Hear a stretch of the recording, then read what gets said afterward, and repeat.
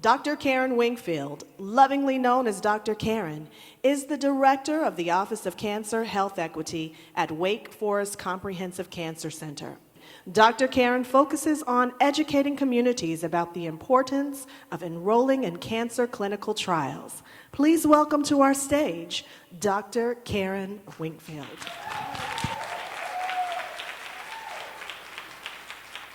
Good morning.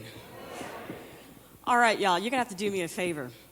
Here we are talking about health, and we've been seated for an hour. How about everybody stand up? Come on, stand up. Stretch those legs for a moment. All right, there you go. Don't hit your neighbor, but maybe lift your arms up. Stretch it out just a tad bit. All right. Very good, and get that blood flowing. I love it. Fantastic. Thank you all so much. Thank you. Go ahead and have a seat if you choose. If you'd like to stand up, feel free to do so during the context of the talk, because I do think that we have to focus on health. And I must say, God has put something on my head this morning that He is not going to let me move past until I say. We're talking about health. But how many of us know the definition of health? What's your definition of health? Is it just the absence of illness? No, that's right. We have got to start focusing on the definition of health as being the complete physical, emotional, and social well-being of our communities, of ourselves and our communities. And I believe the reason why that was put on my heart is because there was a question about racism and its impact on health disparities. Let me tell you, there is no mistake. Racism impacts every aspect of your health and well-being. And this past election should be a clarion call, as my brother just said, for us to galvanize our communities so that we can fix the social structures of our community, fix the institutional racism, so that we can begin having social well-being that will then impact our physical and emotional well-being. So, thank you. I just had to say that before I thank so very much Dr. Panessa Seal for all of your work and efforts. Can we give her a hand?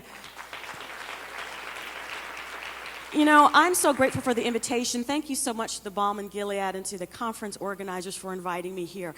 I'm so thrilled, because oftentimes this issue of cancer doesn't get spoken about so much in our communities, right? What's the number one killer in the United States? What's the number one health killer? Heart disease. But you know what's the number two killer? It's cancer. And it's very quickly becoming close to being the number one killer. In many cities it is. In fact, we talked about getting to know each other. As you see in the brochure, there's a comment about each of the speakers. And it's a little conflicted if you read mine, because it talks about being the director of the Office of Cancer Health Equity at Wake Forest University. I've been there for 3 months. I'm a transplant from Boston. And I had been at Harvard for 10 years. And Harvard, yes, in Boston. Yes, Harvard. Boston University, Boston, Massachusetts has cancer as the number one killer. Even though, despite you have all these amazing facilities, right? Cancer, number one killer. Winston-Salem, where I now am, cancer, number one killer. So we've got to do our best to have an understanding of what cancer is, understand how what we can do to prevent it, what it means for treatment. So even here, we're talking about heart disease and cardiovascular disease, we're talking about prevention. What we want to do is give ourselves information. We want our communities, our congregations to have information so that they know, should they get exposed or have to deal with cancer, either in themselves or in another member of their family, or have to deal with diabetes, they have information beforehand. But for some reason, when it comes to cancer, we don't want to have that conversation. So today, my hope is that you have some paper. We're going to go to class. Is that okay? Can we go to school today? Fantastic. Now, how many of my colleagues here, I know we have some physician colleagues in here. Can I see my physicians, other allied health professionals? Fantastic. Thank you so much. Pastors, bishops, fantastic. Deacons, okay. Missionaries, thank you very much. All right. What about health ministry leaders? Fantastic. All right. So my hope is that every single category of individual that's sitting here will take something new home. Remember, I'm a physician, but I tell you, when Dr. Hutchinson gets up here and talks about biodil and all that kind of stuff, there's stuff that I don't know. I'm not a cardiologist, right? And so medicine has become so advanced, the field has expanded so much that we become so specialized that even as clinicians, as health professionals, we don't know everything. We can't. And so we must rely on our communities, not only to gather information, to understand things, and this is not to say that you're now going to be an expert in cancer. It's to give you some tool sets and to know where to go to find additional information. So that's the goal for today. And so I want to start out with just an overview. Let's see if I can get this to work. Here we go. Of cancer in the United States. In the year 2016, it's estimated that there will be 1.6 million cases of cancer that are diagnosed in the United States. We're not dying, though. That's the good news. If you look at the mortality, about 600,000 cases of individuals who have cancer die. So what that means is that people are living with a cancer diagnosis or living post or beyond a cancer diagnosis. How many individuals in the audience know somebody who's had cancer? Right? Vast majority of individuals, okay? People are living with cancer or beyond cancer, and so that's good, but it still is the number 2 cause of death in the United States. What I find fascinating about this slide, these are the top cancer diagnoses in the United States, is that if you look at lung cancer, which is a preventable cancer in most cases, right? How? Smoking cessation, right? And we don't like to talk about that in the church.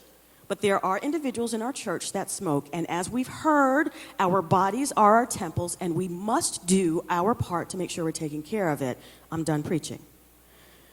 But when you look at lung cancer on the top left, colorectal cancer bottom left, and prostate cancer on the bottom right, black men, or blacks in general, have the highest incidence, highest rates of these cancers, and more importantly, the highest mortality. We are dying of cancer at almost a rate of 2 to 1, particularly for black men and prostate cancer.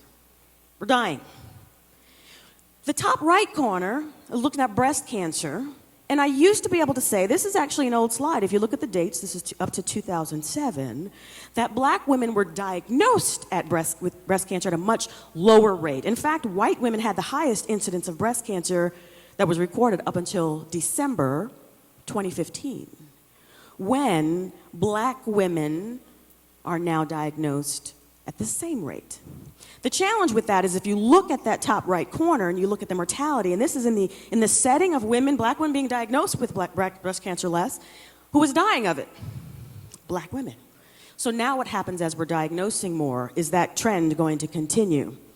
So if we look at the overall trends, again, the good news is that as medicine advances, we're doing better overall with cancer. If you look at these curves, and as you come down to 2011, you see that all those curves are trending downward, which is fantastic. But you can still see huge gaps in between each of those lines, right? Top line, black men dying of cancer at alarming rates. Black women, even though much lower death rate, still higher than their white counterparts. We've got some work to do. Let's see if I can get this to work.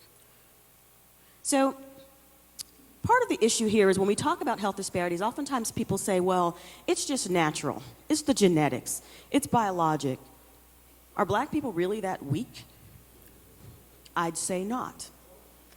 If we look at our ancestry, our heritage in this country, where we were beaten down for centuries and enslaved and disenfranchised even after the Emancipation Proclamation, we're a strong people. We have good genetics. And so I actually don't like to think that the biologic determinants are the things that are actually impacting us the most. However, we've heard about our comorbidities. Highest rates of hypertension and diabetes. We have the highest HIV incidence in growing we have issues that we have to deal with in terms of comorbidities. But in my view, the social determinants of health, socioeconomic status, which is income, occupation, right? Those things, socioeconomic status, impact our ability to access care.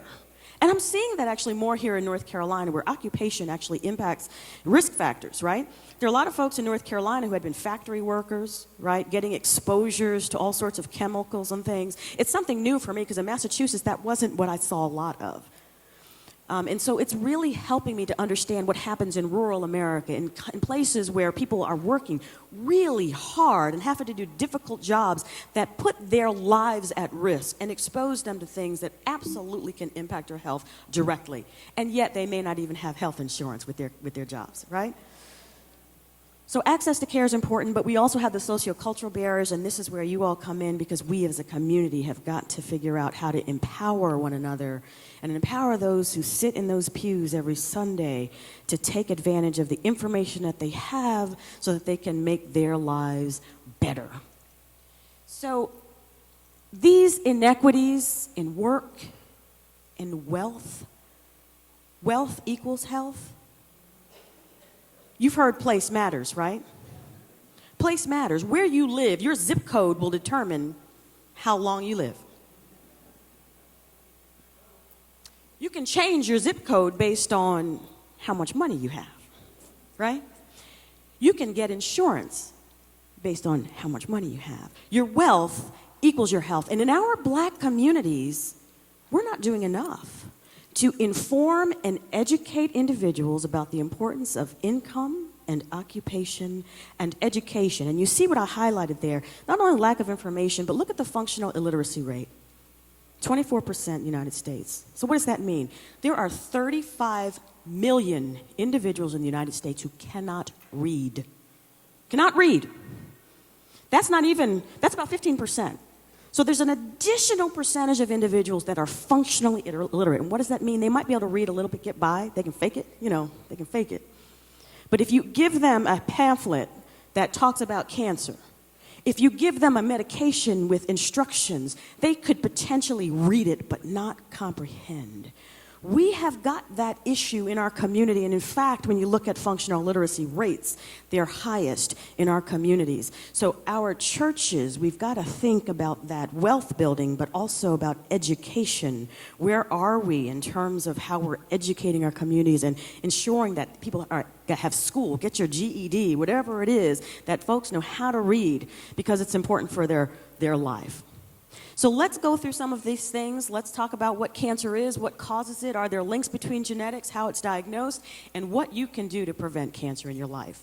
So here's where we're going to do a little bit of just basic science, where we look at tumors. The word tumor just means an abnormal growth of cells. They can be benign, meaning they're not going to invade into other tumors or nearby structures, or they can be malignant, where they can or have the propensity to become invasive or spread to other tissues. Now, black women in particular have a benign type of tumor that they're diagnosed with a lot. Anybody who know what that is? Yes, I heard it. Fibroids, right? So my sisters, y'all know. Now, that's a tumor, but it's benign, right? So it may not be much of an issue, although you may have to deal with bleeding when you don't want to, or having bad cramps or other things like that, or it may impact your ability to get pregnant, right? But that's a benign tumor. You don't have to necessarily do anything. It may not impact your life unless it gets really big, but those are tumors. Another type of tumor is a malignant tumor, as we talked about. And the difference between that, if you look at every single cell in your body, you have billions of cells. As you've heard, our bodies are so wonderfully made. Every single cell in your body knows its place, makes up, the skin cells are different from the heart cells, or different from the blood vessel cells. They all have their instructions imprinted in the DNA that's contained within them. And they have instructions on how they grow and develop. They also have instructions on when they die. And we see that. I mean, you've taken showers where you look in the bottom and there's skin all on the bottom, right? That's dead skin. That's normal. That's natural. That's where your body is going through its regular function and kind of doing, those cells are doing what they're supposed to do. Occasionally, though, and one of the important things to remember is that our bodies are impacted every single day with assaults. The sun, every time we go outside, there are assaults that can create damage in the DNA that's contained within those cells, okay? Every single day. There are things that we inhale or breathe in that can cause assaults to those cells every single day. Stress of racism, microaggressions can cause insults to those cells and that DNA every single day. But our body is wonderfully made. In fact, those cells repair themselves. There's repair mechanisms built right in, right? So that damage gets repaired.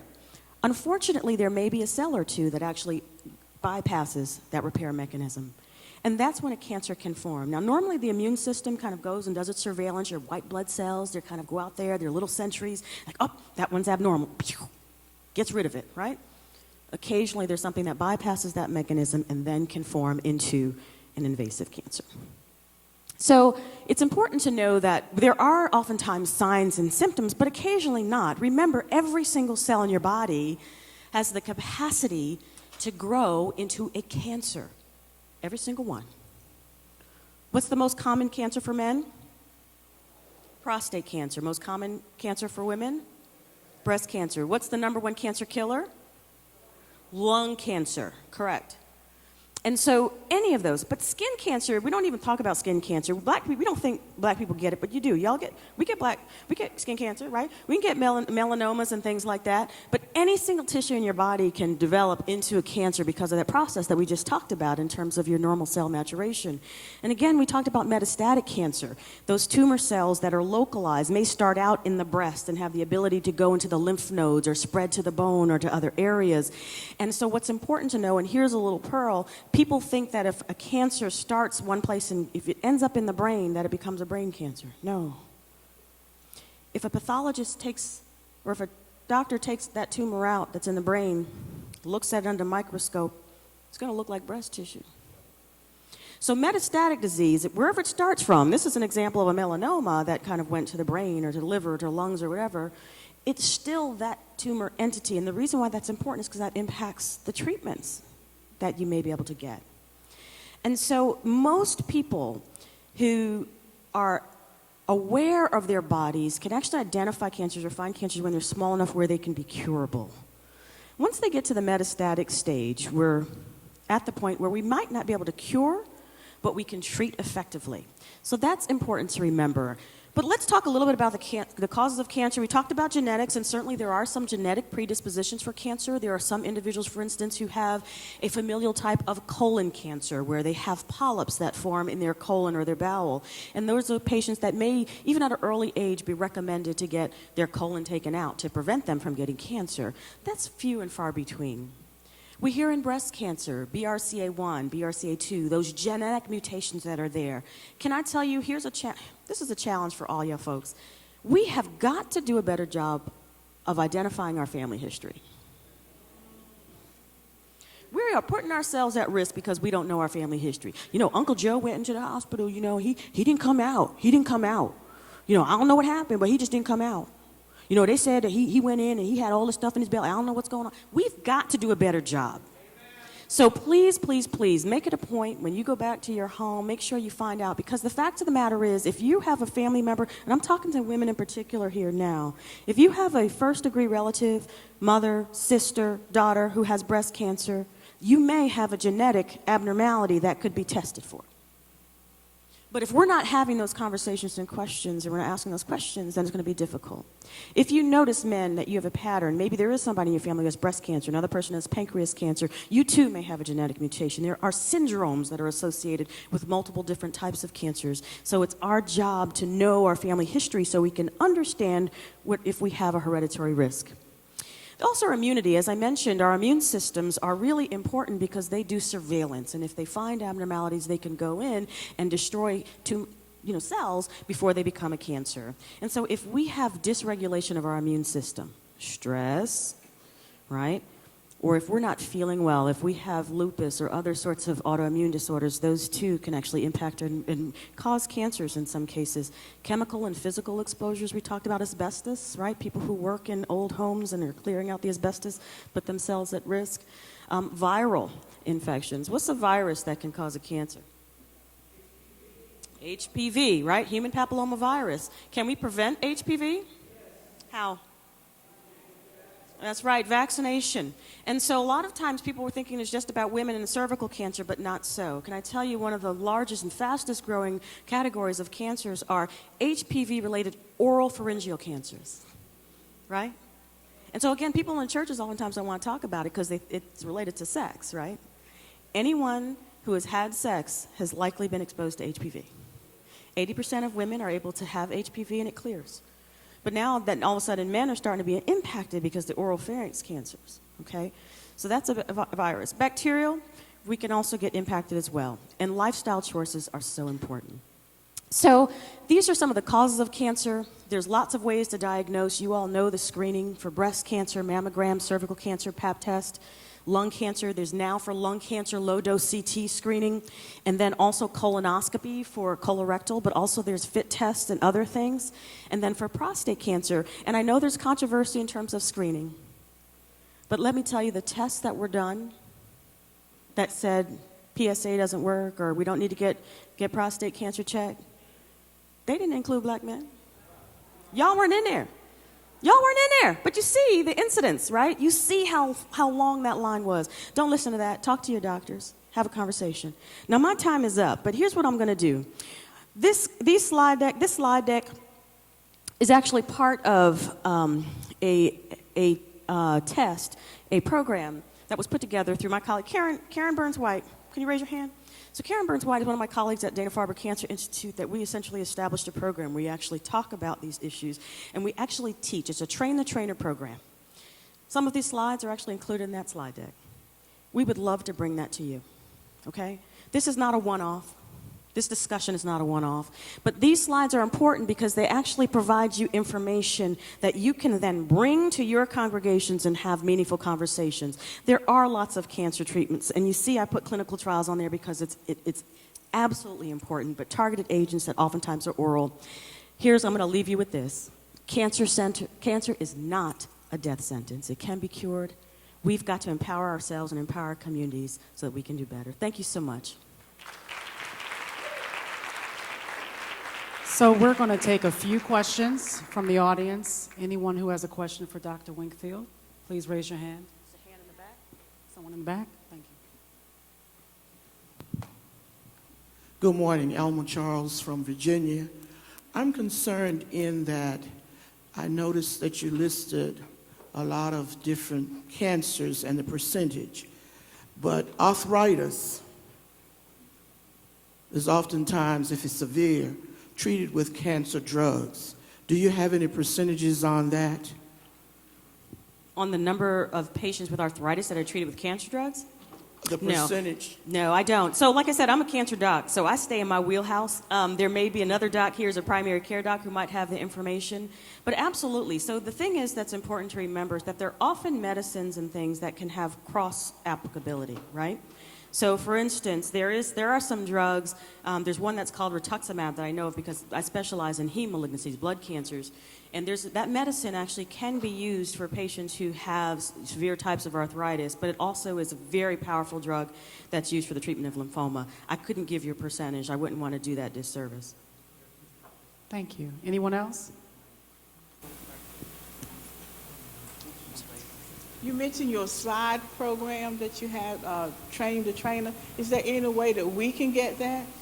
So yes, I think as I mentioned, I pointed out Karen Burns-White here. We are happy to collaborate with anyone. It's a program we actually would come to you, bring a trainer to you, and kind of provide you with both written materials, but also kind of the slide decks that we have. The slide deck that I have is specific to clinical trials, but we include a Cancer 101. I mean, you can't talk about cancer clinical trials and not have the basic understanding of what cancer is. We didn't get to talk a lot about clinical trials, but in cancer it's different. In cancer, clinical trials are oftentimes your opportunity to get access to drugs that nobody else has access to, right?